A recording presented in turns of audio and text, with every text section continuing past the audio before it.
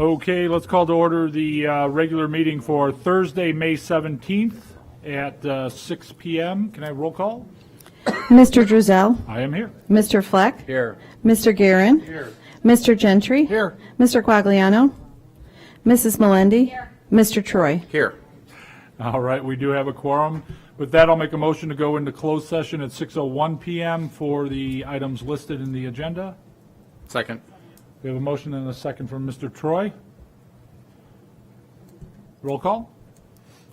Mr. Troy. Yes. Mr. Drizel. Yes. Mr. Guerin. Yes. Mr. Fleck. Yes. Mr. Gentry. Yes. Mr. Quagliano. Mrs. Melendi. All right, we are in closed session.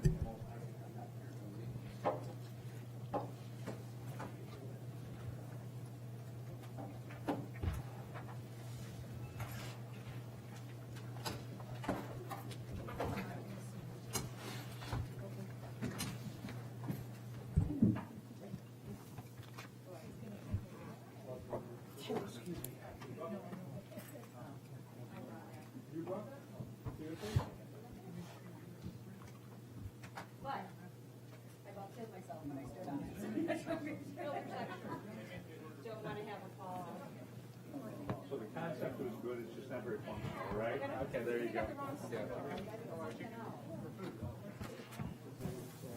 Good planning for How are you doing, Paul? Right. None the worse for wear. How was the church finance meeting? Oh, little.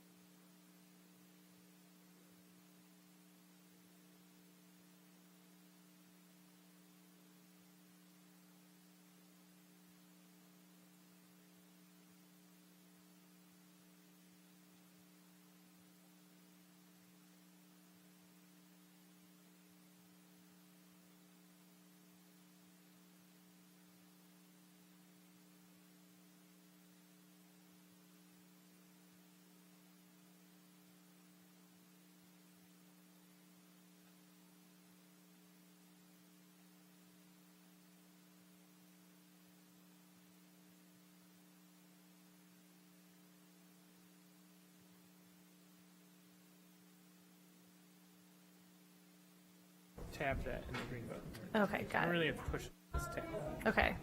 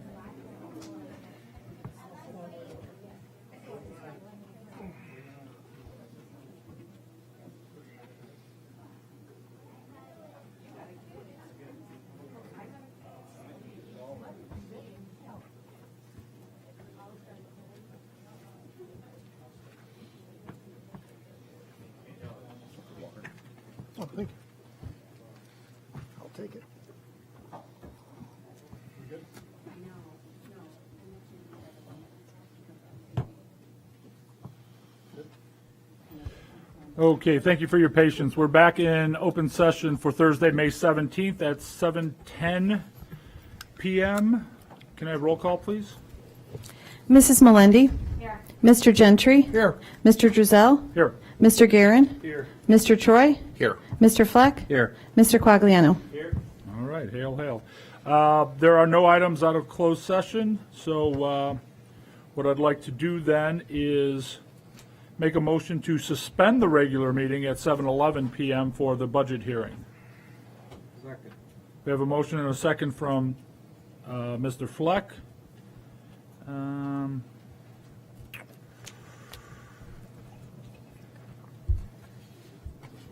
Yeah, all those in favor say aye.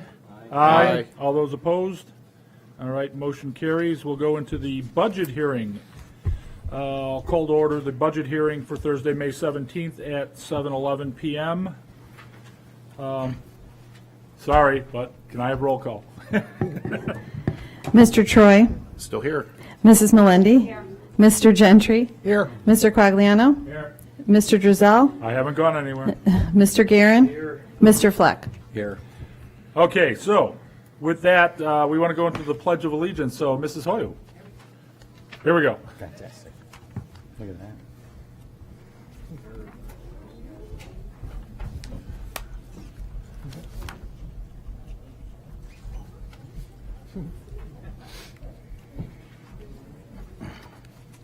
I know.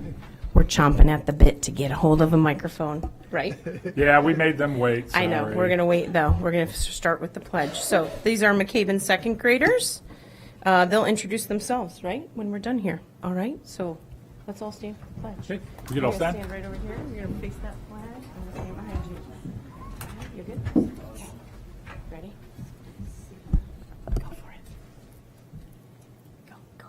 I pledge Allegiance to the flag of the United States of America and to the republic for which it stands, one nation, under God, indivisible, with liberty and justice for all.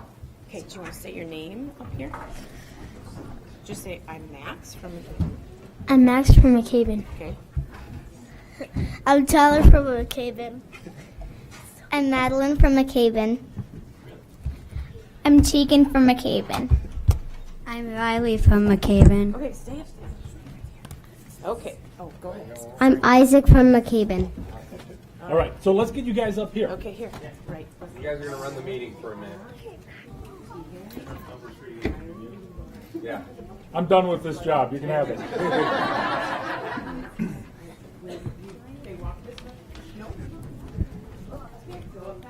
Oh, good shit.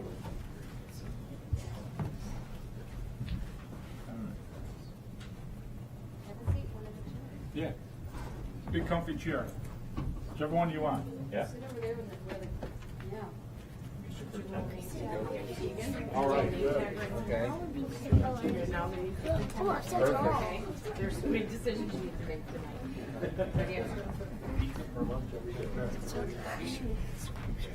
We have some staffing decisions to make tonight.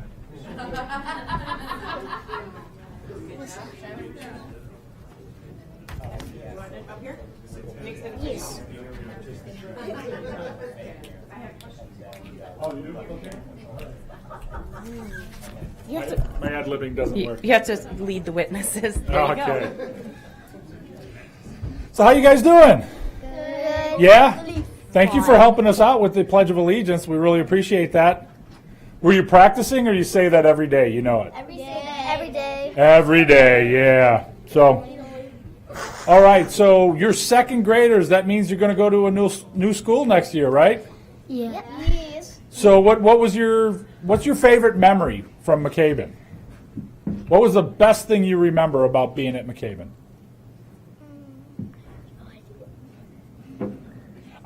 These questions were fed to me. I'm not trying to stump you. We rehearsed. Come on, Max, get in there. Yeah, Tegan. My favorite memory was that I got to be with all my teachers throughout the years. Oh, that's good. All right. My favorite memory was having fun fun with my teachers throughout the years. Thank you, Madeline. Anyone else? Isaac. My favorite is that doing math. Doing math. Ooh, that's good. Is anybody's favorite reading? I like reading. I like Well, that's good. That's good. I like to hear that. All right. Sometimes I read for more than 20 minutes a day. Yeah. So, when you go to your new school, what are you looking forward to? Backwards. Math and gym. Math and gym. Okay. Making new Cool. friends. Tegan? Helping out other people and making new friends. Making new friends. That's really good. Max, did I see your hand? No? No? Nope.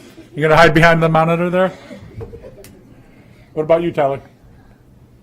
That way.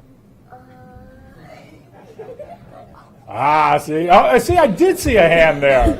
Okay, so you thought of what you're looking forward to at Connolly. Oh, math and reading and doing gym. Okay. Math, reading, and gym. Very cool. Madeline? Having a good time learning in school. Having a good time. Learning in school. That's an important phrase to add to that sentence. Very good. All right, so now you guys are on the board right now. You guys are important. If you could make one rule, okay, what would that rule be for the schools? Tegan. To have ice cream in the classroom. Ice cream in the classroom. I like that. Yeah, okay. I got a second on that one. Tyler? To do anything you want. Anything you want. Well, I don't know about that one. Max? To have 100 pieces of candy a day. One piece of candy a day. 100. Oh! I don't know if your dentist would like that. What about you, Riley? Not sure? No? Isaac? The latter part is math. Math. All right. There's a guy who knows what he likes. Madeline? Getting to get out of school when we want. Yeah, I can see that. That'd be good. Not going to happen, but it'd be good. All right. So we want to thank you again for helping us out. We want to get a picture with you. Is that okay? Yeah. But first, I need you guys to sit up really straight, look over the computers, and your parents are going to come and take a good picture of you, okay? Is that good? All right. Your parents, if you want to come up, take a close-up of them and their... Tall. I'm tall.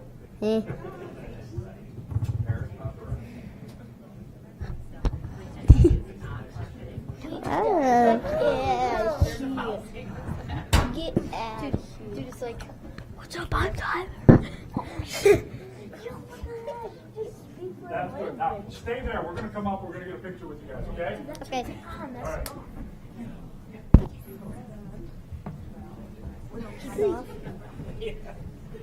We'll just stand behind you guys. Scooch you in just a little bit, okay? You guys did a good job. Nice job. Work that out for me? Sure. All right. The Leslie Duff step. I know, because I fell off of it, so I'm afraid to get on it. Really? When I was Okay. Do you want to bring you guys to stand up? Or on your knee. How about if they get on their knees? Here, let's get... Let's move the chairs out. Yeah, let's move the chairs Move out. the Bring chairs them out in. and gather them in. It's open here. We can get their faces here. Here. There we go. Come over here. So you're in the middle. Hop off your chair and come over here. Yeah. Can you see him over the monitor? Can you see him over this monitor? Here, bring Max in the middle here. We got a space in the middle here. Oh, come over here. There you go, right Sorry, in the buddy. middle. That's why you're the super. There we go. Is that good? They're almost taller than me. Okay, I got you all in there. Give me some big smiles. I'm going to take a couple. And let me take one more like this. All right, now come on up and close. Can I go back to my spot? You You good? good? Wow. All right. Okay. All right, good job. Thanks, everybody. Good job. Good job. Have a good summer. I like the ice cream. High five. Good job. No, Good job. that wasn't my density. All right. Thank you, Ms. Fryland.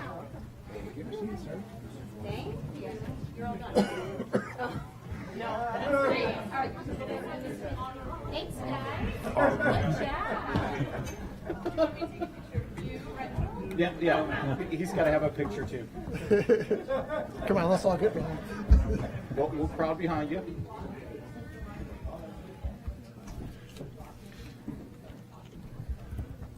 Okay, now this is where the meeting gets really exciting. All right. Wow, people are staying. All right, now we're going to talk about the budget.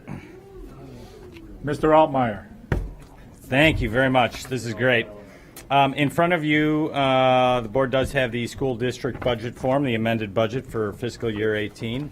In an effort to be transparent, and it's always good to be transparent, as a result of receiving last year's fourth quarter categorical payment from the state of Illinois in the current year, FY18, as well as the state recently finalizing the evidence-based model, the final payouts, the FY18 budget that you have in front of you is being amended. There are only a few revenue and expenditure line items being adjusted, and all surround the state revenues as well as operations and maintenance capital expenditures. This amended budget was discussed in April, as well as the May Committee of the Whole meeting just a few weeks ago, so I will keep it fairly brief. The FY18 amended budget operating revenues are budgeted to increase approximately $2.3 million, or 2.35%, again driven primarily by the increase in state revenues as a result of receiving last year's fourth quarter categorical payments of $1.6 million, as well as the state recently finalizing the evidence-based model for which the district will receive $775,000.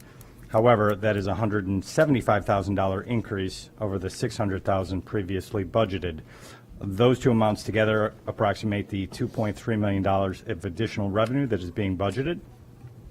On the operating expenditure side, the amended line items are primarily the result of increases in operations and maintenance capital outlay for the roof replacements, as well as the middle schools, as well as the pavement over at Chesick and Martin that the board just recently approved, or is going to approve. And the operations and maintenance capital outlay of $1.9 million is being increased as such. As a result, the FY18 amended budget operating surplus is increasing $395,000 to $505,000 versus the FY18 operating budget surplus of $110,000. If there's any questions that the board has at this time, I would be happy to answer those. Otherwise, administration recommends that the Board of Education approve this FY18 amended budget at the regularly scheduled meeting this evening.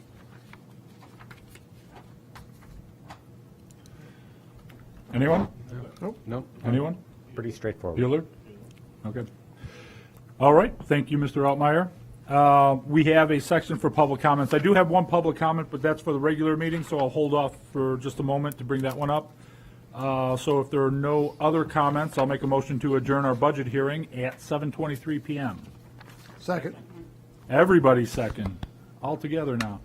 All those in favor say aye. Aye. All those opposed? All right. We are adjourned with the budget meeting. Back to the regular meeting. Are you following along? We're going there, and then we're going there. All right. So we're back in the regular meeting at 7:23 p.m. Going to have roll call, just in case anybody skipped town. Mrs. Melendi? Here. Mr. Gentry? Here. Mr. Drizel? I'm still here. Mr. Guerin? Here. Mr. Troy? Here. Mr. Fleck? Here. Mr. Quagliano? Okay. Item number 7, if you're following along in the hymnal, academic spotlight. Mr. Ari. Yes, thank you very much. I'd like to at this time introduce Mr. Dennis Brown. And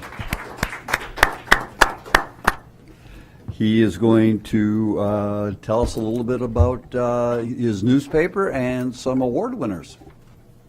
Hi, Frank. The last 10 years or so, I've had the pleasure to stop by and introduce you. Is it on? There we go. Sorry.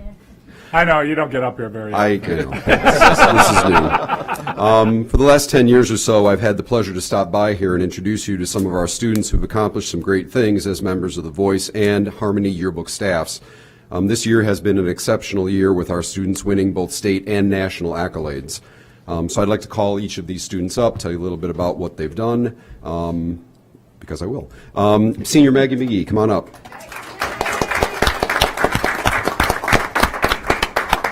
Maggie served as the print editor for the Voice staff this year and was instrumental in developing the look and direction of the magazine. She has with her an award that the Voice staff picked up on a trip to Columbia University in New York back in March. The Silver Crown, presented by the Columbia Scholastic Press Association. Each year, CSPA awards silver and gold crowns to some of the best publications in the country. This year, The Voice and HuntleyVoice.com won their second consecutive Silver Crown in the Hybrid Magazine Website category, one of 15 publications throughout the nation to win a Crown Award. Maggie was instrumental to our winning that award, and she served as both a staff writer and editor for 3 years on the Voice staff. She's one of our best, and she will be sorely missed. Maggie. Okay. Come on, I'll stay. Senior Alex Landman, come on up. Alex served as the editor-in-chief of The Voice this year, and back in April, she was named the winner of the Northern Illinois Newspaper Association Annual High School Journalist of the Year Scholarship Competition. The competition, which is judged by professional journalists, comes with a $1,000 scholarship. Her award recognized the professional quality of her reporting and writing. Quote, "Alex is an extraordinary writer, and The Voice is an extraordinary student publication," noted one of the judges. Yesterday, Jim Fuller, a reporter from the Daily Herald and vice president of NENA, stopped by HHS to present Alex with her plaque and her scholarship check. In addition, Alex's sports story, She Persisted, was named the Sweepstakes Award winner by Quill and Scroll, the National Honor Society of Journalism in the United States. The Sweepstakes Award recognizes the best story in the nation in any particular category. She is the third Sweepstakes winner HHS has had. Alex Landman. Junior Madison Barr, come on up. Madison competed for our IHSA state team this year in advertising, and she won the sectional championship at NIU back in April. At the state finals in Charleston, she placed fourth in state, the second time in a row she has placed in the state finals. Madison Barr. And junior Emma Kabelka and senior Katrina Troy, come on up. Emma and Katrina competed for our IHSA state team in yearbook theme and placed second in the sectional at NIU. At the state finals, they finished fourth in state. Emma and Katrina. And I have to gush a little more about Katrina. In addition to placing at the state finals, Katrina picked up a few more accolades as well. She's a unique student. In addition to serving as editor-in-chief of the Harmony Yearbook, she has served as the photo and center spread editor for The Voice throughout the year. Because of this, the yearbook advisor, Lauren Teeter, and I nominated her for a spot on the Illinois Journalism Education Association's All-State team. She was named to that team last month, the 8th consecutive HHS student to be so honored. Not done. In addition, I had to change this today. We got some more exciting news today. Earlier this year, Katrina's work was entered in the Illinois Women's Press Association's annual contest for both yearbook photography and yearbook copywriting. She placed first in both categories. Her work was then sent on to the National Federation of Press Women's competition, and just, 10 o'clock this morning? Twitter, I didn't know that Twitter comes over. Lauren and I were informed her work placed first in the nation in both categories, so photo and writing, which is, wow, which is unprecedented as an achievement for her and for our yearbook program. So this one, Katrina Troy.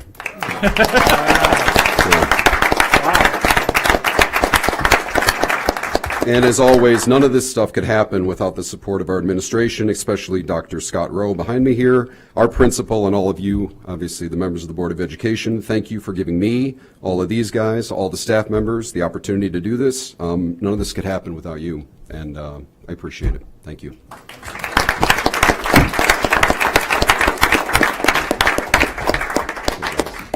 Go around.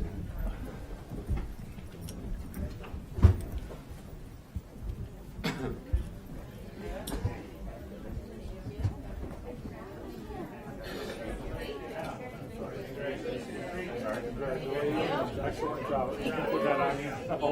Congratulations. Great job.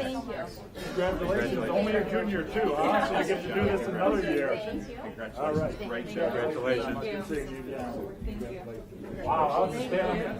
This one. That's how he refers to it. This one. What a great job. Age, congratulations. Way to go. Such a great job. Nice job, Dennis.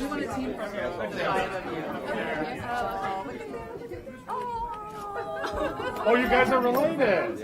I didn't make the connection. I know.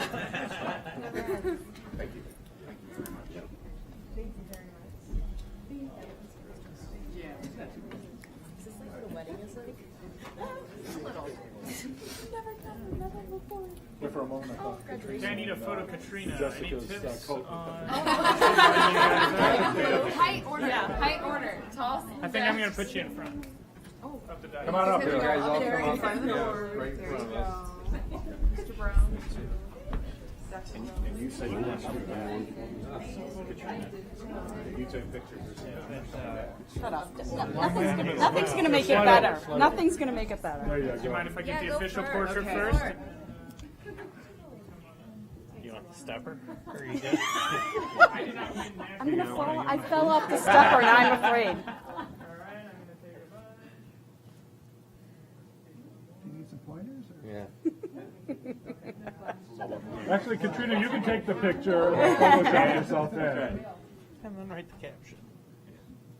And then write the article about it. And then win another award, then we do it all again. I know, it's a real problem. Yeah.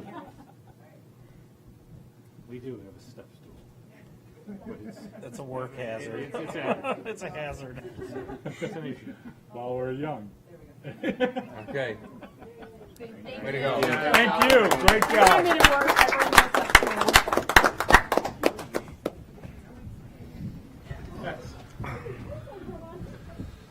I'd actually like to take a moment to recognize Mr. Brown because this is an annual event every year. He brings out the best in these students. The First Amendment is so important. This is how you get these young adults started in exercising that right and doing it the way it ought to be done. So congratulations and keep up the great work.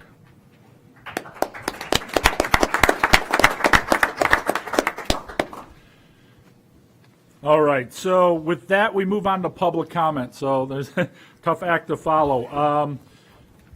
Mr. Meyerhofer? I hope I didn't mess that name up.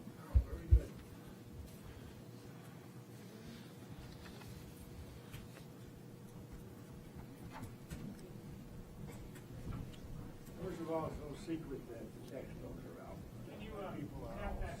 Press the green button, sir. There you go. There we go.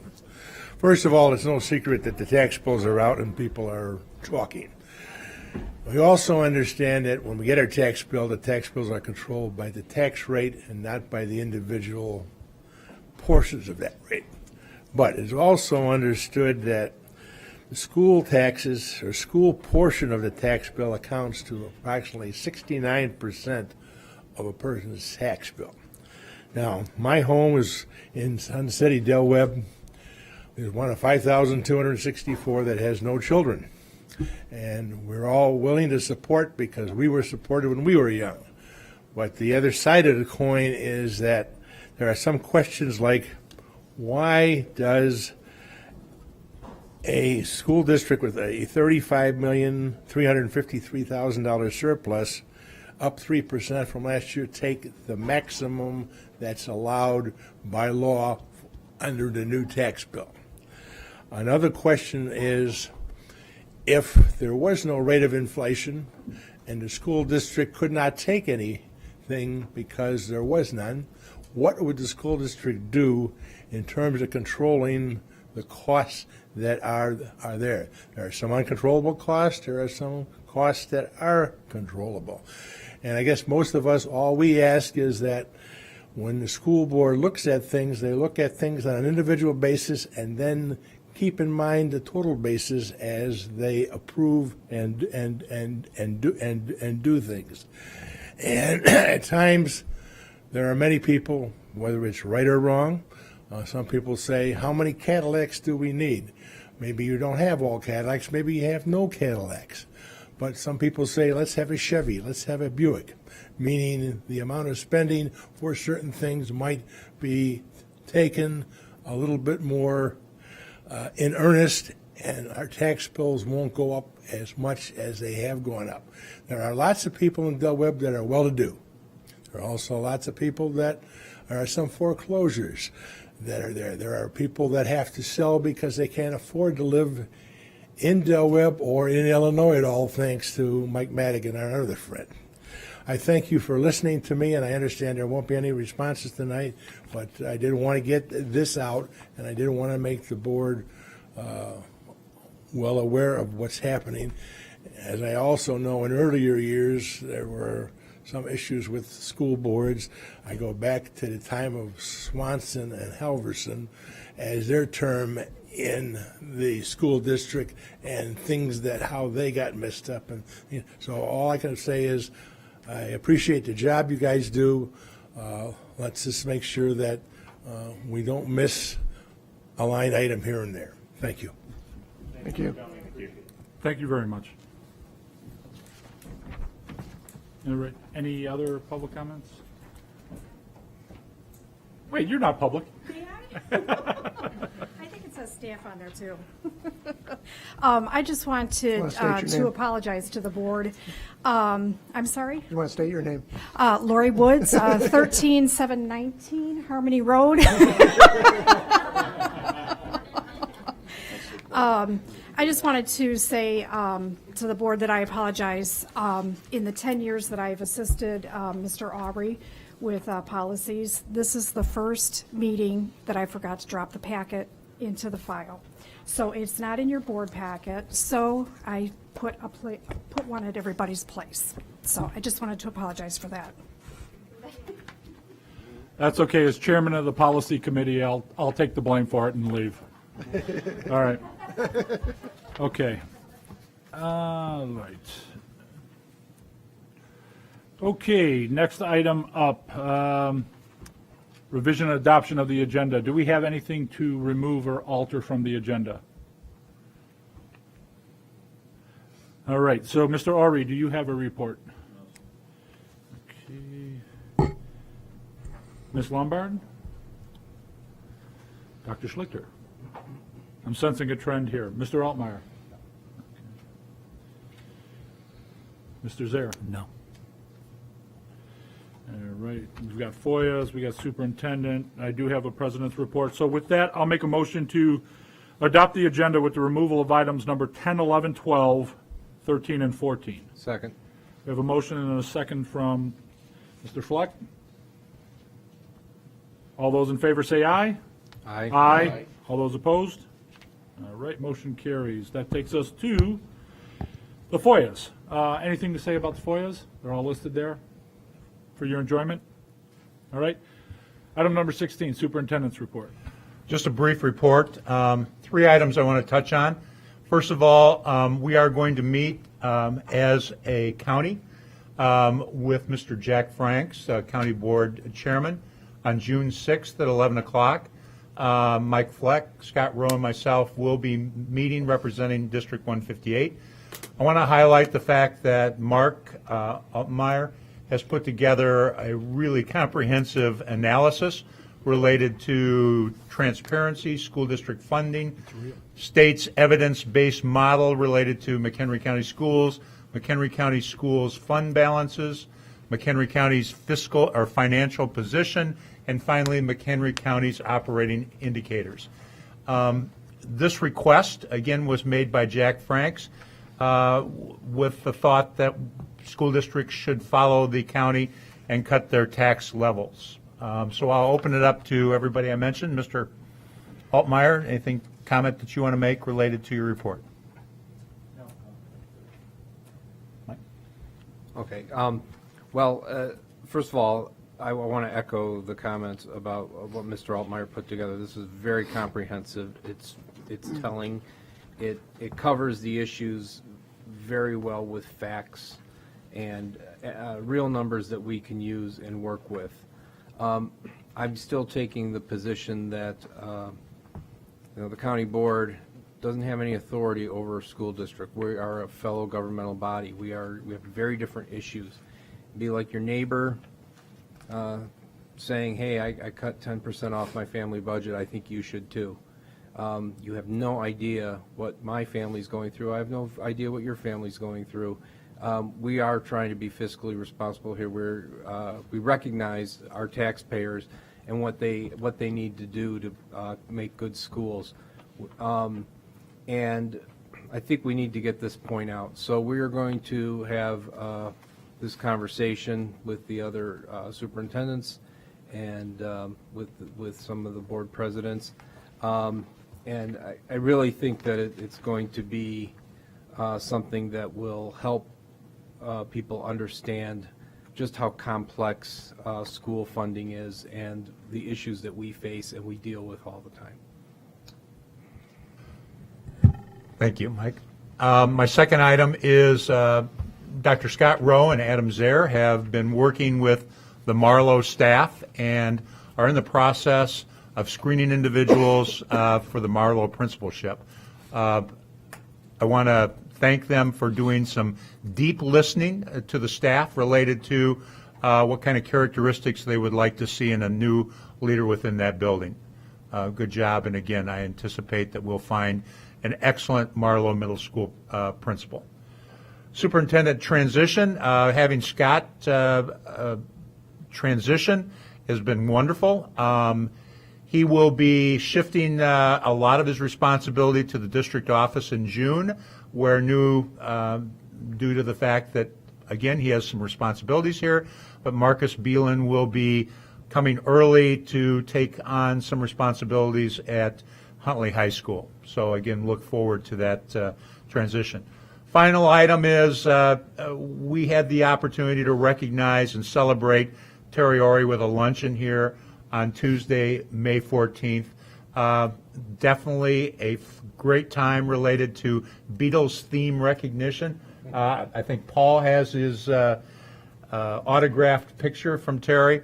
Want to thank the staff that were so critical. I've got them listed in my report. But again, Terry, thank you so much for all that you've done to this school district.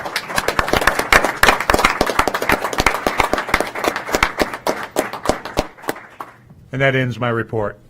Just to jump off of that point, I had some work done at the house today, and the individual who came to did the work was a past graduate of Huntley High School, and the first thing he asked was, is Mr. Ori still there? True story. So you've made an impression on a number of people, myself included, and can't say enough about everything that you've done here. With that, as my final president's report, I will say thank you for the last 9 years working with the board, working with the administration, working with a number of the professionals in this district. It was funny. 10 years ago when I thought about running, the first thing my wife said to me, "Don't embarrass me." And hopefully I didn't. And I made a point of trying not to be in the papers, not to be quoted in the papers. Obviously, when I became the president, I got quoted a few times, but then we hired Dan, and he made my quotes better. He made me sound really good. So made me long-winded. I'm not necessarily that long-winded, but they were really good quality quotes. So thank you, everybody. I really appreciate being part of this school district. I will still be part of the school district. I'm not moving anywhere. But this is yours now. Don't hit anybody with it. Thank you. Well, I'm going to mutiny your president's report for just a few moments here. So. Oh, I'm still president. I'm allowing you. Yes. Yeah, Okay. it's not, Arr. Well, I'd like to say a few words, and I'd like to open the floor to anybody else as well. But I joined the board when there was an opening, and that's when Don stepped up as president. So I've only known him as the president of this board. I want to thank you for your leadership and your service. We may look like we're always in agreement up here, We really think about the issues. We talk about them. We challenge each other. Don leads that, and Don is one of the guys that always asked the tough questions and made us think about them. And then when we came to a decision, we act as a board. And I think a lot of that goes to your leadership in doing that. So I just want to thank you for your time. I want to thank Tina for letting them be here with us. And please feel free to bake cookies and bring them over and stuff. So, but anyway, thank you. And I got big shoes to fill. And go Cubs. I'm sorry. Did I say that all? So, anybody else would like to say something?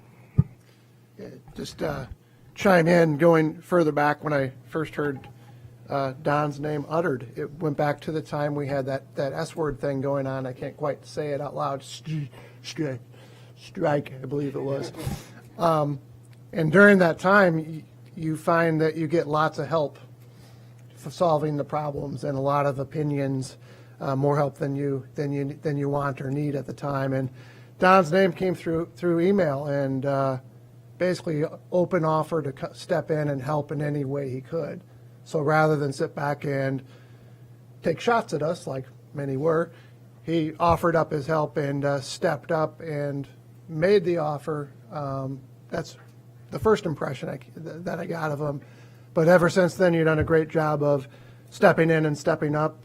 Point to the high school expansion as one example of that, where really went above and beyond in terms of your level of involvement and your dedication, and then just the attention to detail and the passion you brought to that. So thank you again for your leadership. Thank you again for all the years. And Tina, thanks to you as well. Anyone else? Yeah, I'll go next. So Don and I were on the same ticket in 2009. And interestingly enough, we'd never met before, I don't believe. Yet we live just a couple blocks away. And I have continued to marvel at that circumstance, that two people could live so close together, not know each other, and yet serve even on a closer capacity on a board like this. I'm proud to call you my friend. I'm thankful to have served with you and honored to have been part of this board under your leadership. I will not forget the experience, nor will I forget you or your family. You have a dear place in my heart, and I'm very grateful for your years of service. Is it my turn? Shouldn't there be like a Dean Martin circle up here? And Maybe after this one. I've spent the last 7 years sitting next to a guy who would sing to himself in Mike Scala, and a guy that tells jokes to himself in Don. So it's been an enjoyable run, and Mike, there's a lot of pressure on you to come up with something different. I got nothing. I want to just kind of echo everything everybody said, and I think, the one great thing about Don was he did really get us to all, as Mike said earlier, to really look at every issue that was important from all different sides and directions. And we did do a lot of debating, healthy debates, and it was funny. Sometimes Don would call me at home after the meeting and go, "Did we go too far?" Like it was usually him and I wrestling on the ground. But it's been a great experience. What I didn't think would ever come out of becoming a board member was gaining lifelong friends, which I consider you to be that. And I also want to let you know we're not letting you out of your football sideline contract. no, I plan on being there. All right. And in fact, if you were kicking me off, I was still going to show up. No, that's not going to happen. So thank you for everything.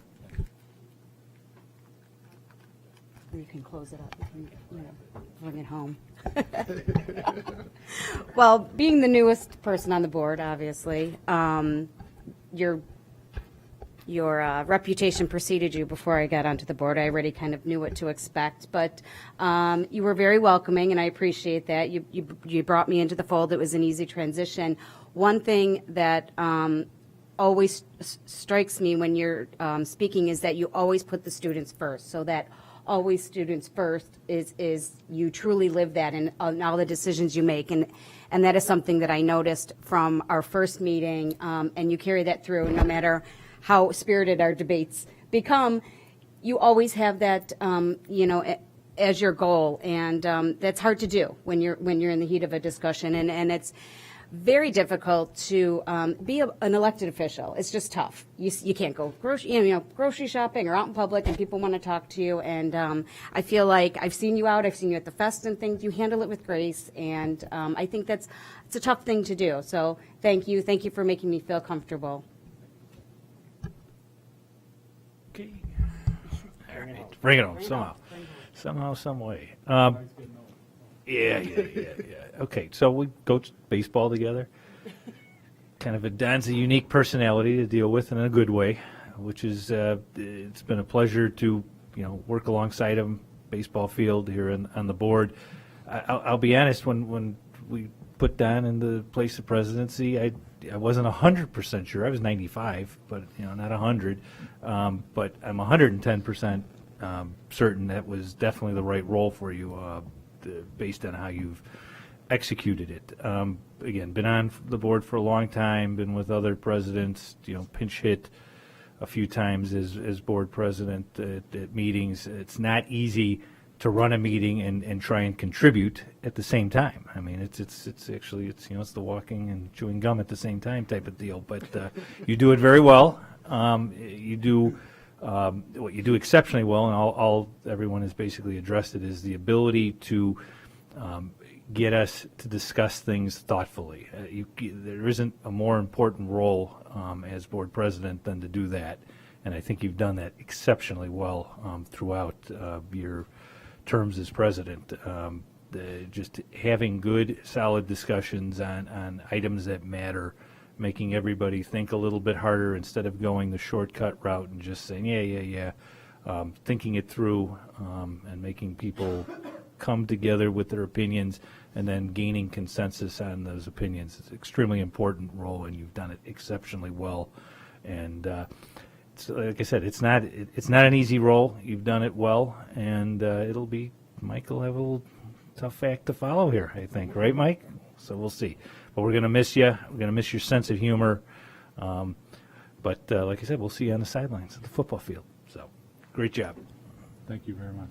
If you don't mind, just a comment. I've worked with probably about 15 different board presidents, and the skill of being able to facilitate different points of view and then meld it into a consistent message to the public is difficult to do. Don has done that the best any board president I've ever seen do. So being able to hear us and hear everybody's point of view and then get a message to the public that reflects the feeling. Nice job. Thank you very much.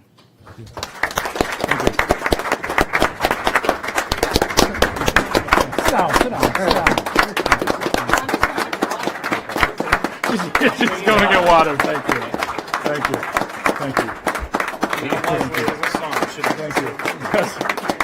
Wow. Thank you very much. Wow. Now, if you'll stand up. I'll stand up? Sure. Okay. In recognition, Donald Drizal, School Board, 2009 to 2018, Board President, 2013 to 2018. Thank you for your dedication to the students of the district and service to our community as a whole. From Huntley Community School District 158. Wow, that's awesome. Thank you very much. Yes. There you Thank go. you.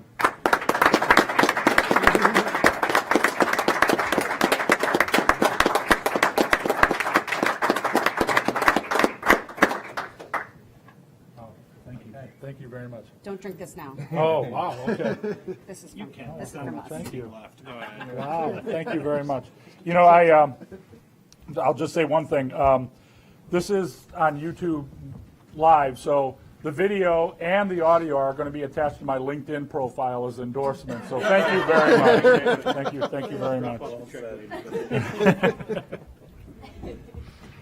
I guess I give this back to you for the rest of the meeting. All right. So, okay. Just in case. Yeah. All right. Well, thank you very much. The show must go on. All right. So with that, Are there anything to move or change in the consent agenda? All right, I'll make one change, though. In the HR report, there was a reference, let's see here, did I copy that down? Ms. Kathy Stoser was listed as 1 extended day. She's to be listed as 2 extended days, and that will be reflected in the minutes moving forward, but I wanted to reflect that in the comments here for the record. So if there are no changes to the consent agenda, I'll make a motion to adopt the consent agenda as presented. A motion and a second from Mrs. Melendi. Can I have roll call, please? Mr. Quagliano? Yes. Mr. Fleck? Yes. Mrs. Melendi? Yes. Mr. Guerin? Yes. Mr. Gentry? Yes. Mr. Troy? Yes. Mr. Drizel? Yes. All right, consent agenda passes. That takes us on to remaining action items. I'll make a motion to authorize the administration to engage in the final contract negotiations for solar installation as presented in the agenda. Second. Motion and a second from Mr. Troy. Any discussion? I try to edit the motion as I'm reading, and I see solar and system, and I'm like, oh, wow, we're approving the solar system. I want a clarification on Pluto, please. All right, any? We have a presentation. Oh, we got a full presentation? Yes. Yeah. Oh, wow. Okay, slides and everything. Slides and everything. Awesome. It's kind of a big deal. All right.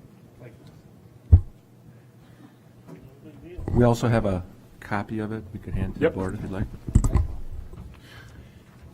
And we have somebody sauntering up to the pulpit. I turned on the mic, I think. I got proper instructions. Okay, great. And then the presentation's also over there. Doug, do you want to say anything, or should I just get started? We had a really involved committee. I want to thank everyone who participated in this committee. Brad Hawk, Mark Altmaier, Peter Kupfer, Chris Bazinski, our consultant Dave Burr, who couldn't be with us today. He's off doing another service. We had 4 offers, 3 ownership and 1 purchase agreement. There's a spreadsheet attached here that just executive summary level explanation of how we came to the conclusion that it's in the best interest of the district to look at the power purchase agreement from a partner that we've got here that has a lot of experience. We're happy that Rachel could be here to explain to the board as a whole here what is involved in this. And I'm sure she'll be happy to answer any questions, as would members of the committee here if you'd like us to. This is just the beginning of a journey, if the board agrees, that's going to take us a few months to put together. But we're glad she's here. Please proceed, Rachel. Great. Well, thank you for having me. I'm super impressed with all your journalism students, as I was also a journalism student. I do not think I won those awards. So they are very, very impressive.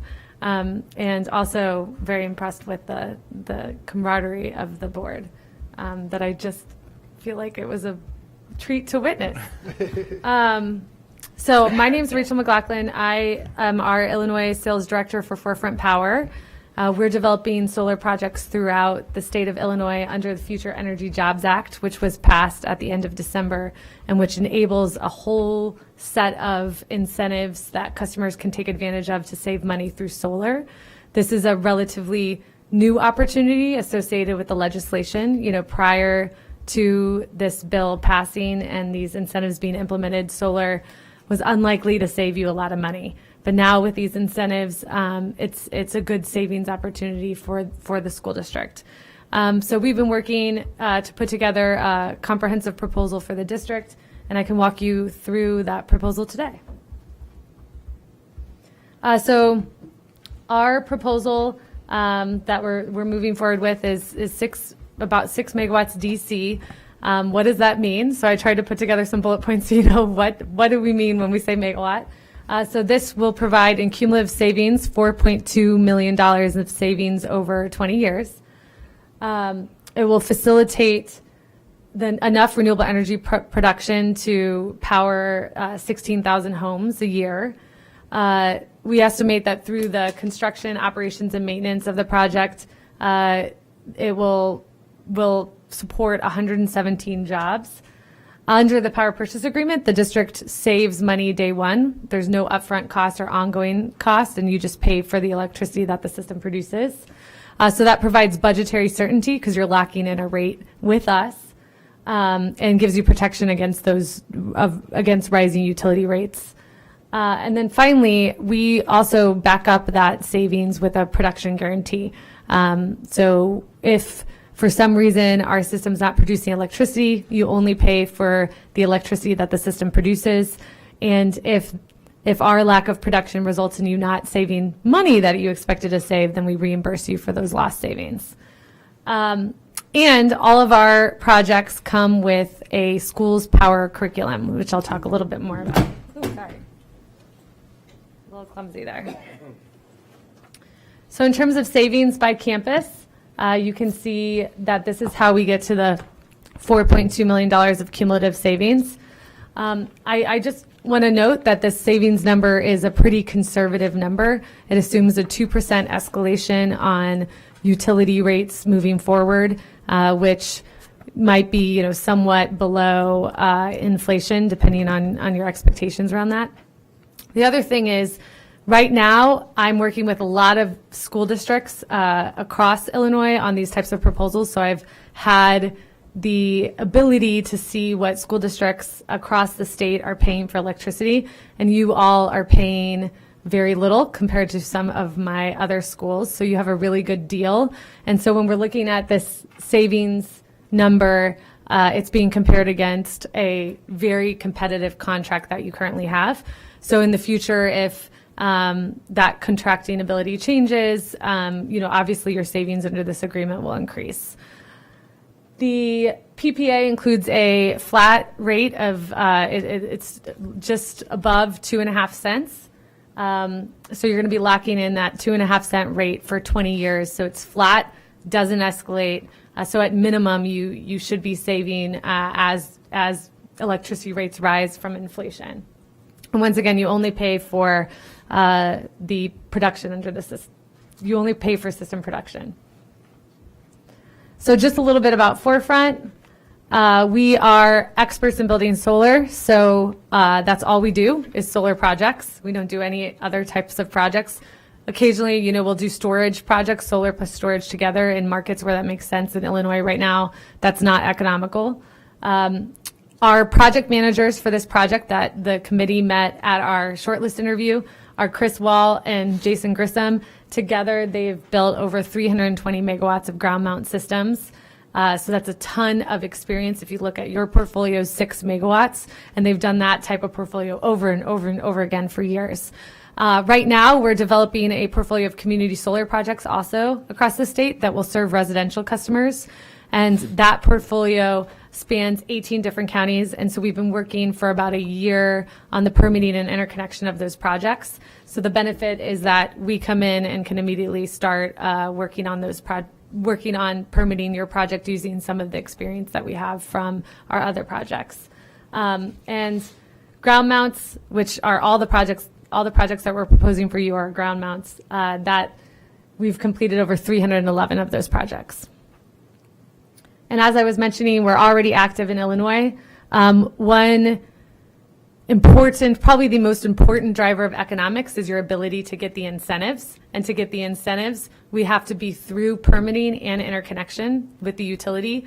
So basically you submit an application to the utility and then they say, yes, we approve your project so that it can interconnect with the grid. And at that point you start construction. We have to be through that interconnection process plus the permitting process by the time the incentive window opens. So getting started quickly and moving fast is what's going to get these projects up and running so that you can start saving money. And we have the ability to do that day one, because we're already permitting projects in McHenry County, and we've been doing that for quite some time, so we know the process. And we've already submitted 100 megawatts of projects through ComEd. This morning, we were on the phone with ComEd about how we should submit your interconnection applications. So we're doing, a lot of work at our risk to ensure that these projects are going to move forward and happen. And then our parent company is Mitsui. Mitsui is a company with an A credit rating and $5 billion in earnings, so a very good counterparty for the school district for the 20-year agreement.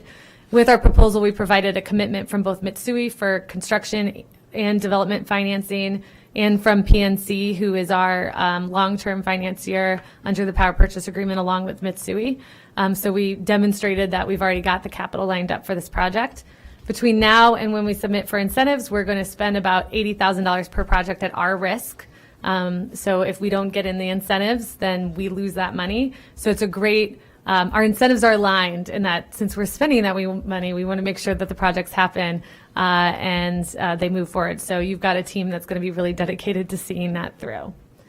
And as I mentioned, under the PPA, we are the long-term owner of the assets. And so over the 20-year term, our interest and your interests are aligned because we only get paid when the system's up and running and producing and we're getting your PPA revenues. If it's not up and running, we don't get our PPA revenues, and then our investors haven't recouped their return, and we've got problems. So I think that's what's beautiful about the power purchase agreement model is that all of us are on the same page in terms of what we're trying to achieve. And then our additional benefits, we have the school's power curriculum. How this came about is we're one of the leading providers of solar to schools nationwide. In California, we were selected by the Joint Powers Authority that negotiates school energy contracts. We were selected as their preferred partner. And through all these schools projects, we saw that a lot of educators were using the school's power curriculum along with our systems. So we decided to offer that as a benefit to our customers. So that's something that will come with our system, as well as kiosks that will be in each of the buildings that can demonstrate how much the system's producing and the environmental benefits of that production. And that's really up to you how you want to customize it. We work with you to put together that view. And then we also help with community integration and outreach. So we'll do ribbon cuttings. We can help you do stories in the media if that's interesting to you when these projects come to fruition. And then I know I've also talked with Doug, like one thing we've done for other school districts is when we're in the middle of construction, we can install like EV charging stations because we're already doing that and we have partnerships set up. So that's something that as we advance through this process, we can add. And then when it comes to the projects themselves, your school district, because of the available land that you have, is just very well suited for solar. So the result is that this portfolio, based on everything I'm seeing, interconnection queues in the state and other school districts I'm working with, is likely to be the largest deployment of solar by a school district in Illinois. When we get the incentives in and move forward with this. So that's really exciting. In terms of where the solar's going to go, you can see that at the Harmony Road campus, we've got one ground mount and then a run to interconnect the system to the high school, and then a smaller ground mount over to the side. We've tried to ensure that that ground mount has sufficient space so that we have a successful permitting process with the neighbors, and that's something that we have experience doing and we've built into our designs. The Square Barn campus, you can see where the systems are located and they're going to tie in. And the reason why there's multiple tie-in points is to ensure that we're not overproducing at any one site. So where we are tying in, we're limited to an 80% offset of that meter's electrical load. And then finally, the Reed Road campus, there's a centrally located array that will tie into multiple facilities.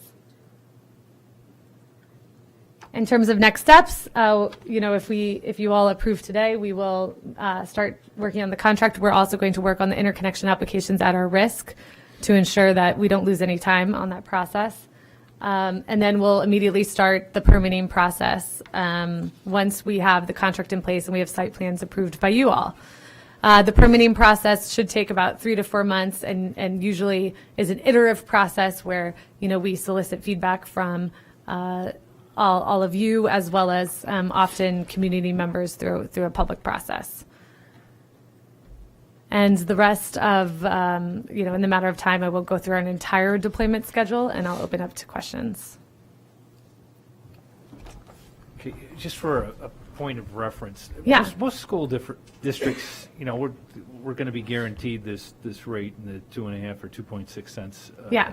So most school districts right now that you see are paying what per kilowatt? Like around 6. Yeah. All right, just so a frame of reference, this is about, we're only at 3.5. I want to clarify for the board, in the savings analysis, it says it's 4.5 cents is the at the meter recognition of savings. Now, what we're paying for the retail commodity of electricity right now is 3.497 cents per kilowatt hour, but we're going to recognize demand savings that we're going to realize. And the numbers we are providing here, we feel, and our independent consultant feels, are very conservative. Yeah. And all the providers, all 4 of them, have told us that they cannot guarantee a more recognizable savings award because there might be the one-off year where one of the peak load contribution days happens to be in a period where all of a sudden there's clouds in the sky and not as much generation as there might have been on other days. But these systems have been well proven in Illinois, and we're gonna see the reward, and they're gonna guarantee it at that rate. So don't be confused by, we might have told you we have a retail electric contract at 3.497, and we're talking about all in, we're paying about 6. When you look at the demand charges, we're gonna, most people are paying about 6, and we're probably at about 4.5 right now. So what are the drivers that allow us to be 4 versus 6? Our contract a number of years ago, Paul Troy and I worked through, as he's been our, the board liaison with me. We've worked through our procurement process where we're buying 75% on-peak block energy, and having the kind of accounts that we have, where we have a campus environment, and we've got one account number serving all the buildings on this campus. It affords us a different way we can look at procurement of our energy, and it's afforded us leverage that our opportunity. size. Yeah. I have several questions. Sure. I want to understand the we pay for what's produced thing. Oh, yes. Now, what if it produces more than we need, what happens? Yeah, so that's why we sized all the systems to an 80% offset to ensure that over the course of 12 months, you're going to be able to utilize all of the solar production. But yes, our system is going to produce electricity.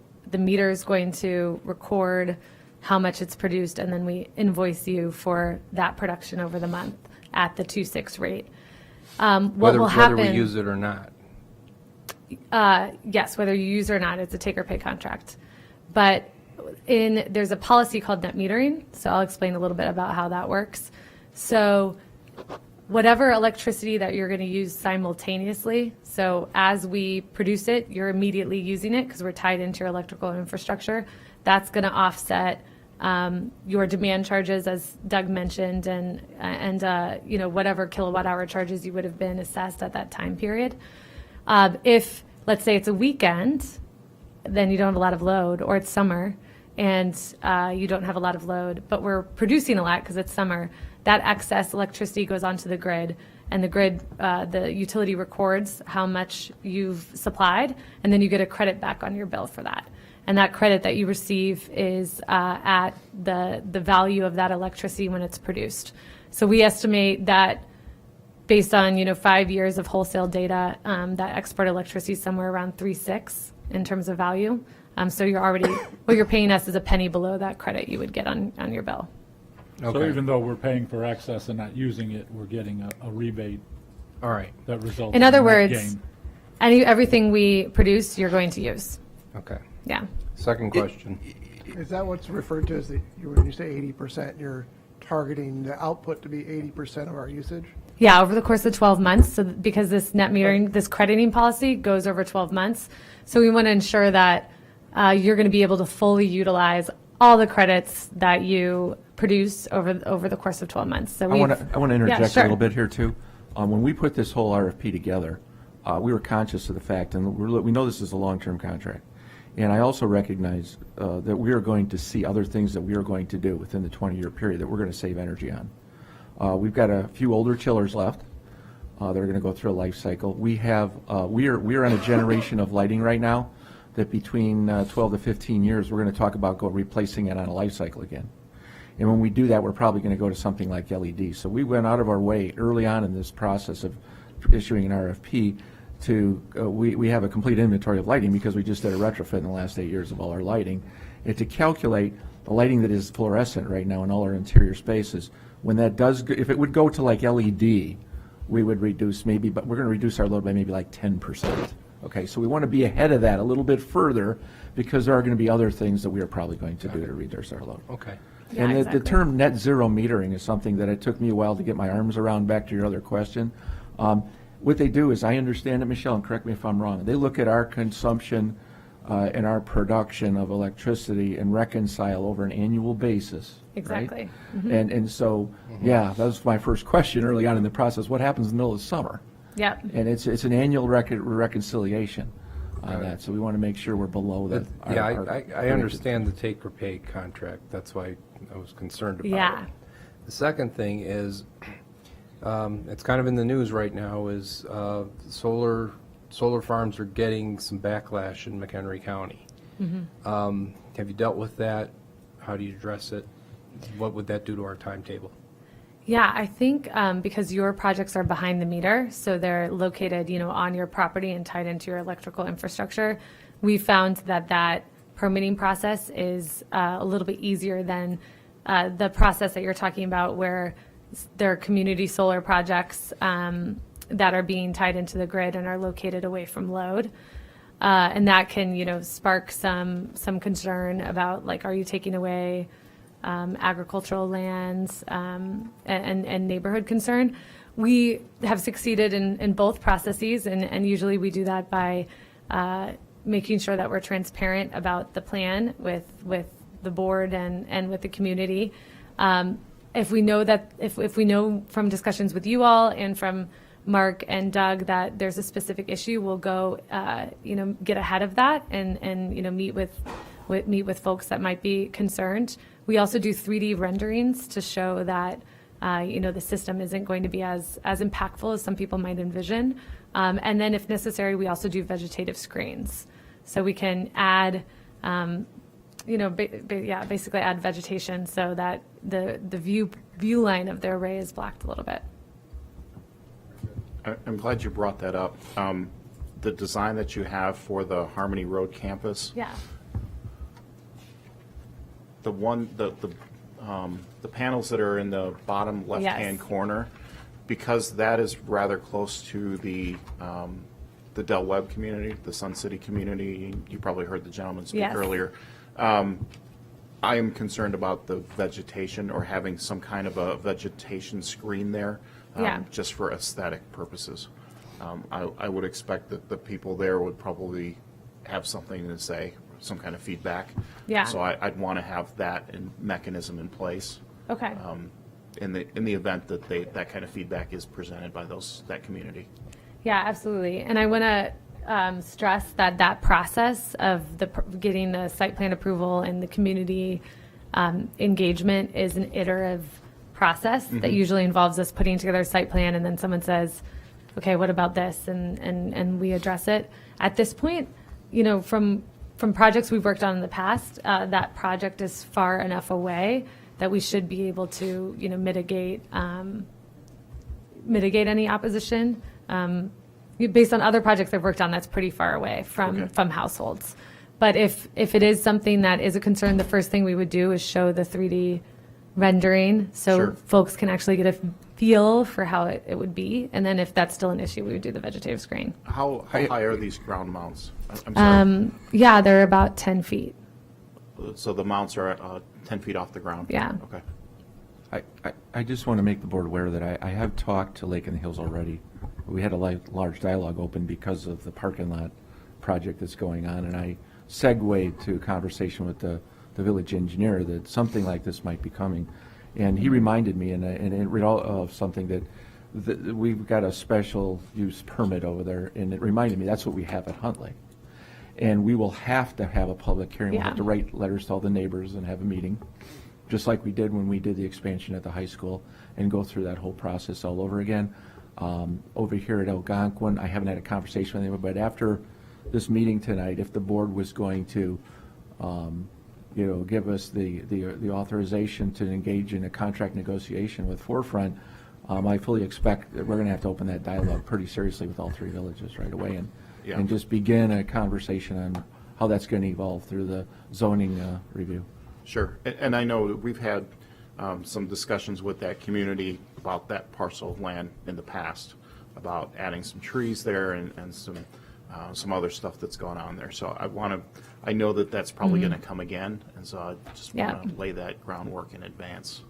Yeah, and we've discussed that with both Mark and Doug as well, so we're familiar. Question. I see in the grid there were 4 vendors. I know what ownership means, power purchase agreement, other than not incurring upfront costs, what's different about it? Yeah, so with the power purchase agreement, we actually own and operate the system for the 20-year term, and so that means we pay for all the upfront and ongoing costs. So basically, there's a 30% investment tax credit for solar energy.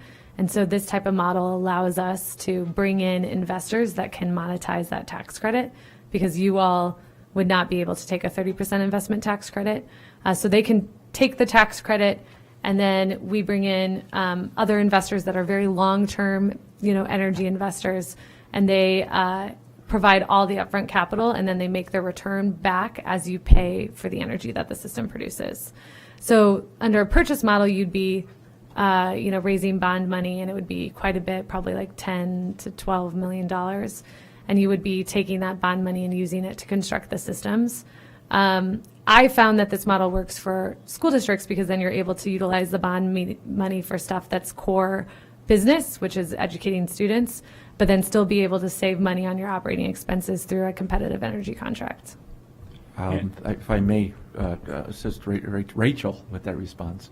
The thing we need to recognize is at the end of 20 years, these systems are recognized to degrade somewhere between 1/4 and 0.5% per year in their production rate. Yeah. So at the end of 20 years, it's going to be 5 or 10% reduction, but it's still producing a lot of energy. And at that point in time, it'll be in the contract that if we choose that we do not want to participate in this agreement any longer, they have to remove it at their cost. If we choose that we want to continue this process with a guaranteed rate, we can negotiate a guaranteed rate with them at that time. Can you just Or we repeat that could last consider part? buying it. Can you just repeat that last part about maybe back up a sentence? I didn't quite catch it all.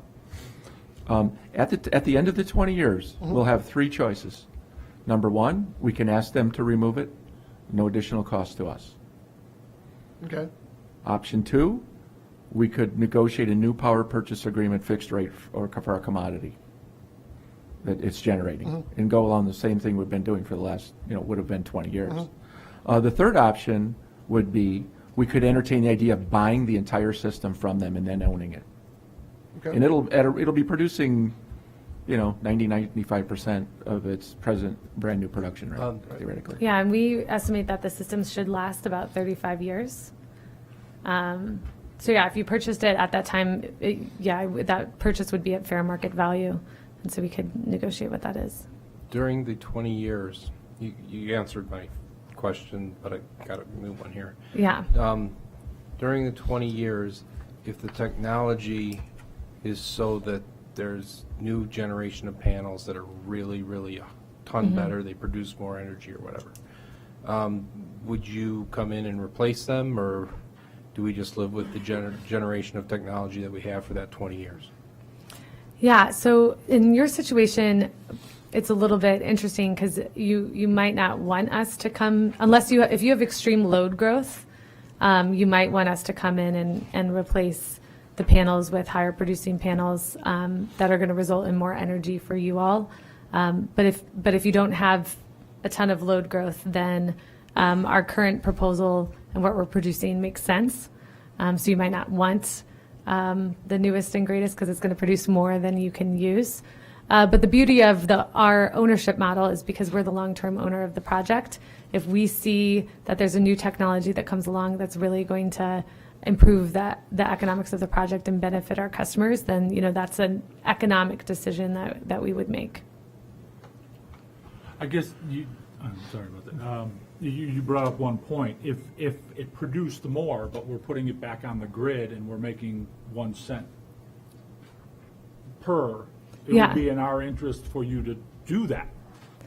Yeah, although you have to be able to monetize all of those credits over the course of the year. So you would want to make sure that our system is sized to your yearly production, your yearly usage. So you wouldn't want to produce more than you use over the course of a year. Right. The idea is not for us to become a power plant. Exactly.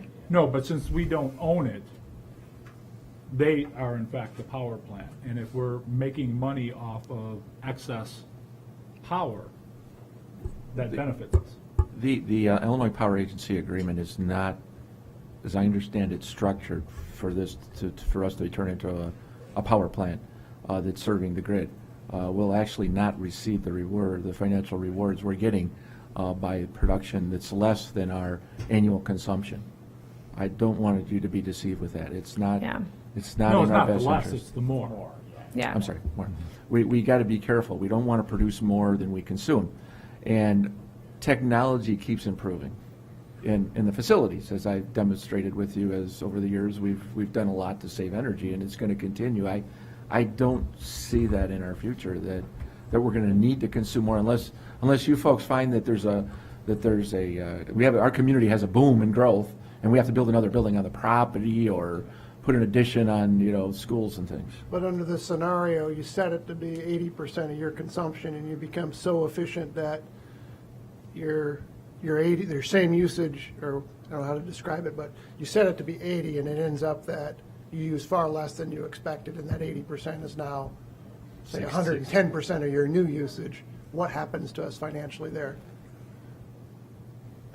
That I would expect that's where you start reducing the footprint itself.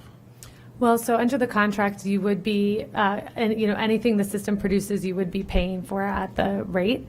But the scenario that you're describing, once again, Doug can walk through how how his team has looked at this and how we've sized the systems to ensure that doesn't happen. On the very low off chance it did happen, by that point, you've accumulated so many savings just through the agreement and by having the systems at this size, that, if you were paying a little bit more for energy that you're not using, that's probably offset by, all the money you had saved to date. From your experience, compare a power purchase agreement to an ownership model. What's the percentage of people that have a PPA versus ownership? That's actually a really good question I didn't address.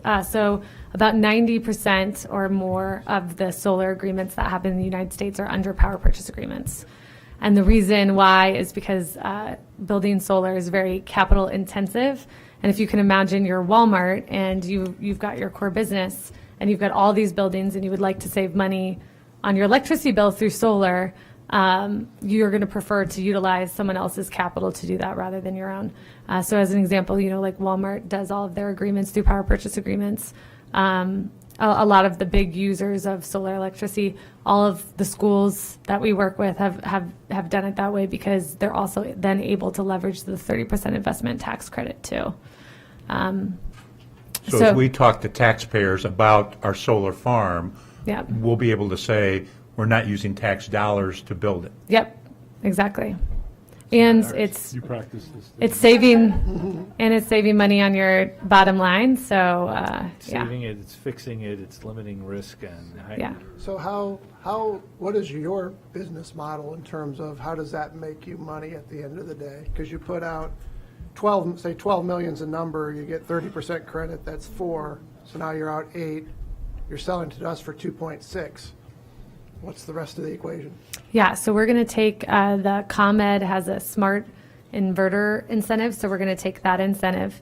We're also going to bid this into the incentive window, and we're going to receive compensation from the Illinois Power Authority for the system. That's a per kilowatt hour compensation that we receive 15 years of that in the first 5 years of the system. So there's 2 incentives that we're going to get. Then there's a 30% investment tax credit, there's accelerated depreciation, and then there's your PPA revenues. And then all of those revenues go into our model, or I should say all of the other revenues go into our model to determine what we can offer you. And so the reason why we're able to offer you all such a good rate is because of all of these other incentives. And the fact that we've got a fund with a pretty low cost of capital. So the result is savings for you all. The generation is passive, so once you build it, your cost to produce electricity is zero, right? Or practically zero. Yeah, that's maintenance cost. Well, one thing about solar is that the majority of the cost is up front, and then the operations and maintenance of it is rather simple. It's not like a combined cycle natural gas plant or anything like that. So you are right that the bulk of our investment is all happening up front. In terms of ongoing costs, there is our cost for operations and maintenance, inverter replacement, warranties on the modules, insurance. So we do have ongoing costs, but they're not nearly the upfront costs. Is there a concern about penalties for having to acquire energy over and above what we produce if needed in demand? We did talk about that briefly. Presently, our model of procurement, as we sit here today, is that we buy 75% of our on-peak load. On-peak load are the hours of the day, the period of the day where the heavy draw on the grid takes place. I stumble because it changes, tweaked a little bit over the years from when I first learned about this, but I think it's in the neighborhood of, correct me if I'm wrong, you may know this better than me. Yeah. It's like 10 in the morning till 7 at night or something like this. It's like when the office buildings are fired up in the downtown, something like that. And then so 75% of that on-peak period we've been buying at a fixed rate, okay? The other 25% on-peak and all the off-peak hours, which is all night long, we've been buying that on the average day-ahead price. What that is I asked the question when we first started into this contract, and I got this humongous spreadsheet with 30 days of data for how they calculate the average day-ahead interval pricing. On the grid, I think like every 15 minutes, there's a different rate. Mm-hmm. At 2 in the morning, that 15-minute interval could be negative. I saw it on a spreadsheet for that 1 month period. It was actually negative. They would pay you to, if you could, in the perfect world, consume all your electricity at 2 in the morning, you'd probably get paid for it, because the grid's being balanced load then. My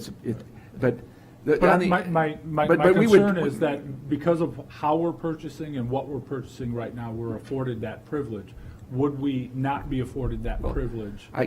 We would have to hire like some specialty to help people, to help us make sure we set this model up with that 20% theoretically amount. Mm-hmm. But I would propose to you that we would all do that all at this day-ahead average pricing, and it would be fairly simple. And the reason I would propose that is because during the peak hours, these things are going to be generating all the electricity we need. And in our risk exposure, I talked to the board about this a number of years ago when we first learned about the average day ahead, and we were doing it for a little while, that there's these ridiculously low prices that are on the all-in cost at the meter for the monthly bill. But at those peak hours, on a peak grid load day, we could be penalized significantly as we are presently, because we consume so much electricity on that big day in the early start of the school year or the last days of the school year when it's really hot out. And But when we have these we would have this solar system in place, we're minimizing all that risk so greatly. You're All right, basically. and then oh, just one sorry. more question. Just playing devil's advocate, let's say we go this route and we're experiencing difficulty, no offense. What would be the challenge to abandoning the contract and then re-upping to get back on the grid? Would there be a major penalty for having to do that? Sure. Yeah, so there is an early termination fee in the contract, and it's meant to make the investors whole for their upfront investment. So if you think about it, we're putting up all this upfront capital into the system with this expectation that there's going to be 20 years of cash flows from you all, and also incentives from the IPA over 15 years. So the termination values do reflect the fact that if you were to exit early and we had to remove the system, all of a sudden those rec revenues go away, your revenues go away, and we've got this abandoned investment. I was thinking of it slightly different. If breach of contract, what would it cost us to get back in the old way? A 20-year commitment is a really significant commitment. A lot can happen during that period of time. And I'm not saying from day one, but maybe in year 14. If we had to come to a negotiated agreement to end the relationship, what would it take to reinstate a replacement for this? In other Yeah. words, go back on the grid, I guess. I mean, there's a ton of retailers, and so to answer your question also about the, how this might affect your current supply agreement. I'm working right now with a lot of behind the meter customers on what their supply agreement will look like after solar, and we come in and basically replace that fixed on peak price, and then the retailer's still there providing that off-peak price. It actually works together pretty well. So we've got some ideas of some partners that we know will still be able to provide some competitive pricing and are fully understand solar and how it works. And so we can work collaboratively with you all on that. And then, if you were to go back on the market, it would be whatever the terms are at that time. Typically, retail contracts are somewhere between 1 to 5 years. So you wouldn't be able to necessarily plan for that now, but whatever the supply and demand environment is at that time would yield the terms. Yeah, I mean, here's what I'm going to tell you on that. I mean, once this thing's installed, you get inverter maintenance, you get a little bit of maintenance. I don't know what potentially really goes wrong that's that catastrophic that you have to worry about. Things, their lifespan is 35 years in general. So, the bigger risk is just executing and getting it started. Yeah. Right? I mean, Exactly. It's once you get going, I perceive the risk to be really, really small in that regards, because this stuff is just it's set up. The biggest risk is the sun doesn't come out. Yeah. Right? I mean, Yeah. Volcanic ash covers the sun in the future. Oh, yeah, the whatever. Hawaii Okay, systems so right I now. don't perceive it as Mhm. that part of it is a risk. So it's more upfront evaluating the vendor here. Vendor is extremely experienced in it. They get a business model that provides them easy execution of this, just provided everything works locally, permitting and stuff like that. So that's what I see here. So- The other thing I think you should address, Doug, is this isn't just the district personnel. They've hired a high-level consultant. Could you address the consultant you utilize? Yes, and what we've his got a reputation consultant in is? Dave Burr who's worked with, he's got experience working in the Department of Energy, the Illinois Energy Now program for a number of years. He spent a number of years, over 10 years, working with the state of Hawaii on installations. He's been involved in installations in California as well. But he's heavily invested in helping Hawaii go through their experiences with solar.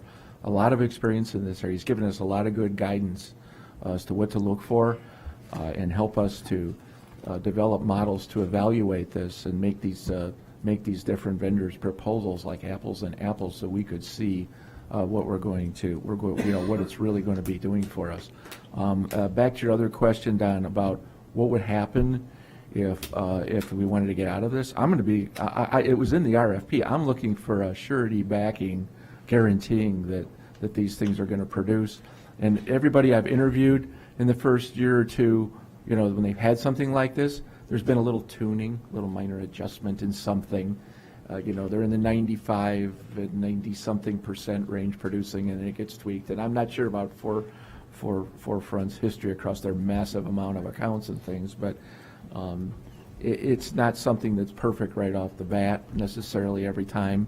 But to back this guarantee, this commitment, there needs to be some financial backing and guaranteeing us that if it's not producing, we have a guarantee on it that we're not exposed. Just comically speaking, you're telling me about the success of a consultant with solar in Hawaii and California. Tell me he's successful in Seattle or Montana, maybe I'll get impressed. Is there any thought to a phased approach to this, where we do one campus for a year or two and see what the benefits are? The state of Illinois chose to have a model of to have the incentives available where the early in get the bigger incentives, the solar retail electric or energy credits. If we postpone a decision on some of our campuses and we consider it later, the cash flow won't be anywhere near as good because later on the credits will be reduced. They're trying to incentivize people to get on board. There's a target. The state of Illinois has to reduce carbon emissions by a certain level, and they want it done earlier than later. Fair enough. We anticipate that the PPA contract will be a little complex, so we did call Jay Greening just to find out if there's somebody in the office that specializes, and there is. Good. So we anticipated that the board would ask that where we go from here, and so we're prepared to let them look at that contract if it's approved. Just to say the structure back to you, today, the way I hear it described is we pay somewhere between, say, 3 and 4 cents as for 80% or 70% of our usage, and then we spot rate the rest as needed. And then we're moving towards 80% at 2.6 cents locked in, and then we spot rate for the rest of it on top of that? Mm-hmm. Okay. And what we don't realize, just sitting here today, is all the charges that are related to there are other charges on our bill that are related to the meter ratings on what we consume, demand charges and things, which right now are about 50% of our expenses are related to our peak load contribution nominations for the year. Mhm. And these numbers are getting way down. So besides just commodity costs going down, other charges on our bill are going to go way down. Yeah. Which by how much? Well, this is where we estimated it to be 4.5 cents instead of 3.5, an extra Okay, I penny. get you. Yeah. But a consultant that I've worked with that has in Illinois a few projects producing has seen like the PLC, that charge he's talking about, go down 70% with So solar. then, couple probably checklist questions I would feel compelled to ask. What are the odds of being in the current structure rate going below 2.6% cents? And then is there any possible alternative use of the land that would produce greater savings or usage for us utility wise for anything? On the 2.6 contract, because of the incentives in Illinois, that's nationwide one of the lowest PPA rate agreements that we are executing. So, you're locking in a very, very competitive rate.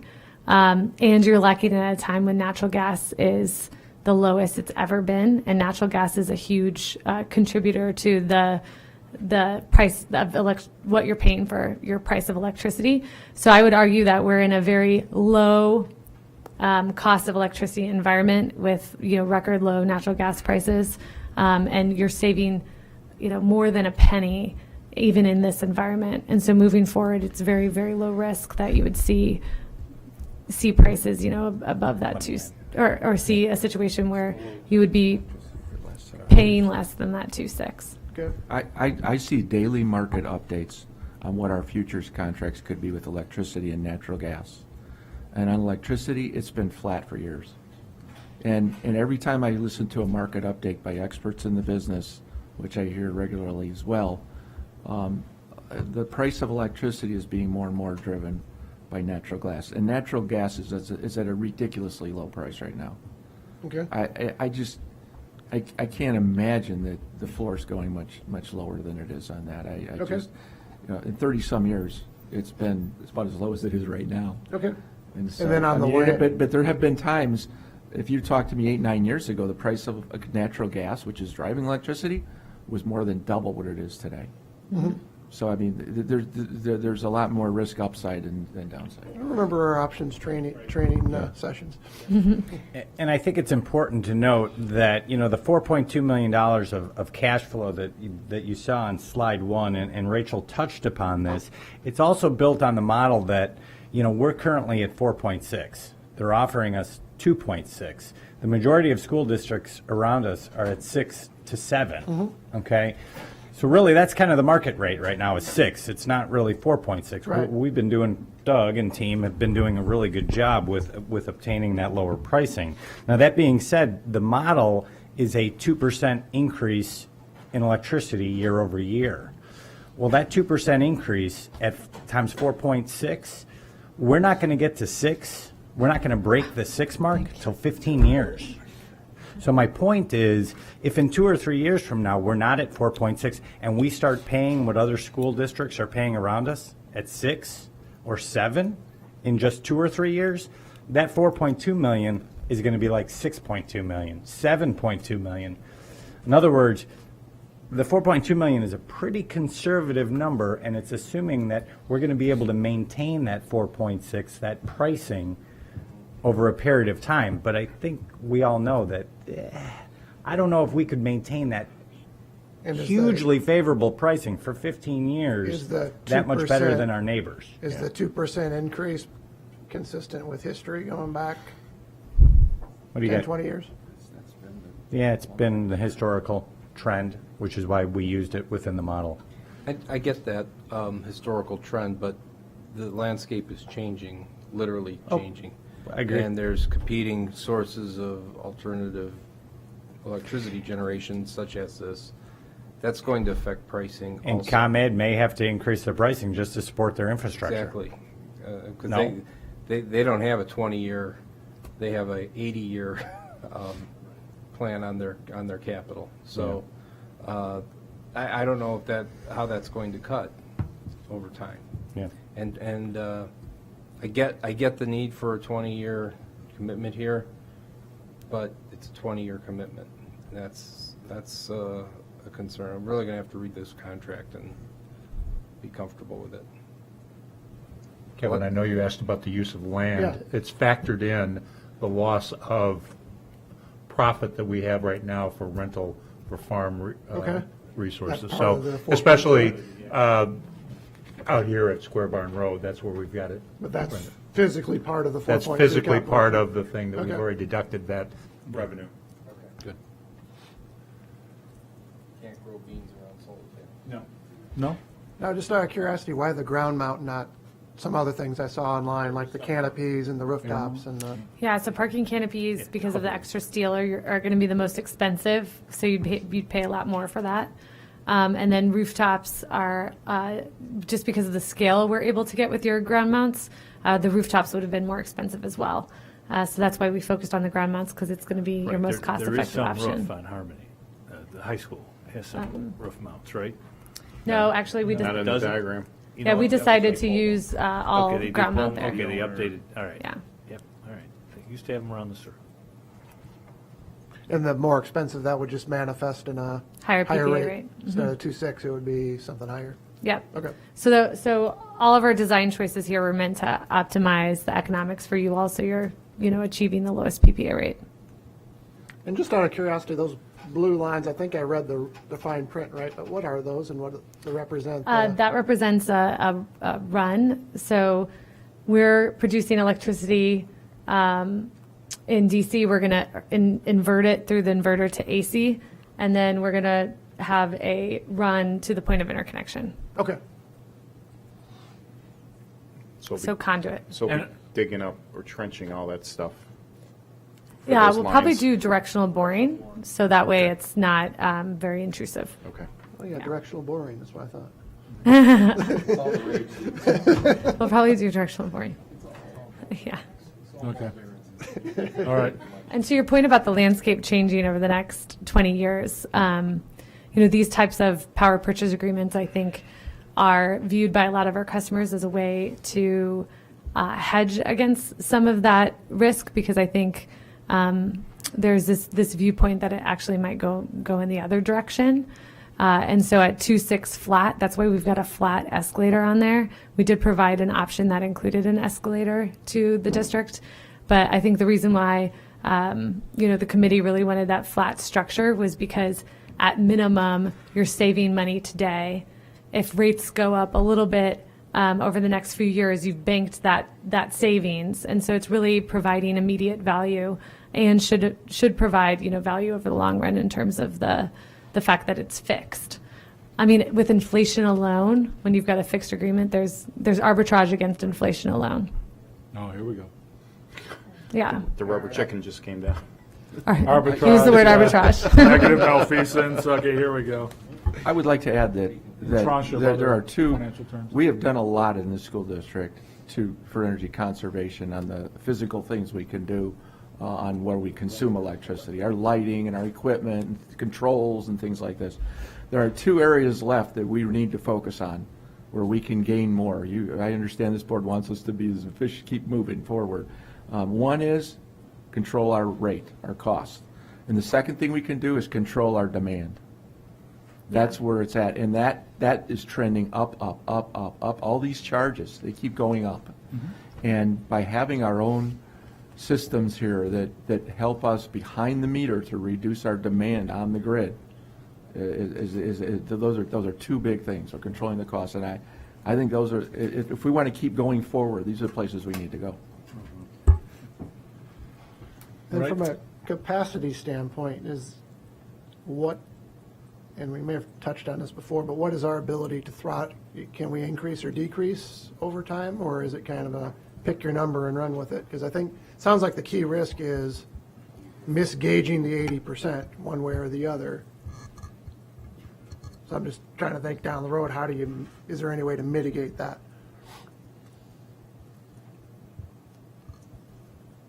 Once the system's built, it's built. Right. So, yeah, we would need to do that analysis now, but I think that analysis has been fairly comprehensive. Right. And we're also still going to go through the interconnection process with the utility.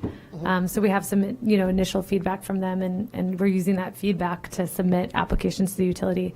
So we may be limited by the circuits in what we can do. This 80% represents, the maximum that would end up under the agreement. Yeah, if our 80% estimate becomes, say, 110% of our ultimate usage, then we're out of luck. And if 80% becomes 60% of our actual usage, we're not out of luck, but we may be paying a higher price. Yeah, for the remaining 40%. Right. So you're right that there's risk in both directions. If you don't build the systems big enough, then you're not saving as much money. Right. Yeah. And too big, you're underwater. So that's what we attempted to accomplish here. Yeah. Right. Rachel, you had said that you had other projects in McHenry County. Can you Yes. name just a couple? So the projects in McHenry County are all community solar projects. So those are projects where we've leased land from a landowner, and then we're interconnecting those projects directly to the grid versus connecting it to customer load. And then there's an arrangement in Illinois where residential customers can participate on our projects. So basically the type of PPA arrangement we're talking about, instead of installing solar on your home, you would participate in one of our community solar projects. So those are the types of projects that we're doing in McHenry. We do have other behind-the-meter projects that are in, the final stages of due diligence or contracting, because I would say all the people that were ahead of the game are about where you all are in terms of getting these agreements in place so we can get into the incentive program. We do have an agreement with Mooseheart City and School in Aurora, so we're working on their permitting and interconnecting their project right now, or working on the interconnection agreement for their project. I also just want to say to the board, I was at, just this week, St. Charles just opened a solar project, their first one, and so I was so interested to go because of what we're talking about here, and I was pleasantly surprised that the structure is not as obtrusive as you think it's going to be in your head, and these look like they're just such big areas, and that it's just going to be an eyesore, and it truly wasn't. But there was vegetation and there was fencing around there. And Yes. you might have mentioned, did you mention this already? I know you said vegetation, but will there be fencing around there as well? Yes, I'm so glad you brought that up because I totally missed telling you about that. Yeah, there will be fencing around our systems, and that's required by our financiers, just for security and protection. So, that's a good question. It's about it's about high enough where it's not going to shade the system, but still provide protection. But I can find that out. All right. I would ask if there are any other questions, but I'm really not interested if you have any extra questions. You were able to slip in a committee of the whole item in a regular meeting. Good job for you guys. I suppose there'll be plenty of conversations on this in June. I'll be interested in hearing those, but not participating in them. Thank you very much. I appreciate your patience for being here this evening. No, thank you all for the Fielding great all the questions. Yeah, very thorough. Thank you very much. Thanks, Could I Dagmar. ask for the board's approval, though, to authorize us to engage Oh, yeah, in this there's contract negotiations? a motion and a second out there already. So, And just a clarification on the motion, it's to negotiate a contract for approval, not to contract. it was to authorize the administration to engage in the process. Right, to bring a contract ultimately for a Yep. vote that will be voted It on. was not to later. authorize to spend money or anything Right, like that. yep. So with that, motion and second out there, and you do have recorded who seconded it? Yep, I do. Good. Well, that makes it easy. That's why. All right, can I have roll call, please? Mr. Quagliano? Yes. Mr. Fleck? Yes. Mrs. Melendi? Mr. Guerin? Yes. Mr. Gentry? Yes. Mr. Troy? Yes. Mr. Drizel? I could abstain, but I will say yes. All right, item number 20.2, I'll make a motion to approve the supplemental purchase orders report and accounts payable report is presented. Second. Motion and second from Mr. Quagliano. Any discussion? I hope not. All right, can I have roll call, please? Mr. Drizel? Yes. Mr. Fleck? Yes. Mr. Troy? Yes. Mrs. Melendi? Mr. Gentry? Yes. Mr. Guerin? Yes. Mr. Quagliano? Yes. Okay, motion carries. Item 20.3 is not an item, so that'll be stricken from future meetings. And I'm going to call an audible here and add item number 20.4 for the budget. We spent the time talking about the budget. We might as well vote to approve it, right? Okay, if there's an OMA concern on anyone's part, they'll go after the president. Good luck, Mr. Fleck. All right. So I've already got one with my name on it, so you can have one too. All right, so with that, I'll make a motion to approve the budget as presented during the budget hearing this evening. Second. We have a motion and a second from Mr. Guerin. Any discussion? I sure hope not. All right, roll call, please. Mr. Guerin? Yes. Mr. Drizel? Yes. Mr. Quagliano? Yes. Mr. Fleck? Yes. Mr. Troy? Yes. Mr. Gentry? Yes. And Mrs. Melendi? Yeah, you were a little slow. I was wondering if you were going to approve that. All right, just a reminder to the board members, they do have to sign for this. And with that, then, I will, well, we got public comments. Any public comments? We still have some public. That's a change. All right, so. Yeah, because the solar presentation is, yeah. It's hot. Nice. Okay, so with that, I'll make a motion to adjourn this meeting at 8:58 p.m. Motion and a second from Mrs. Melendi. All those in favor say aye. Aye. All those opposed? All right, as they say, I am out of here. Mr. President, can I request a final use of the gavel on your behalf? Yeah, sure, here. All right. All right. Thank you.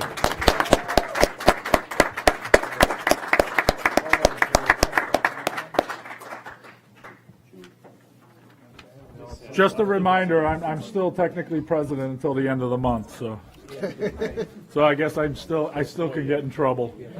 You want to issue any pardons on your way out?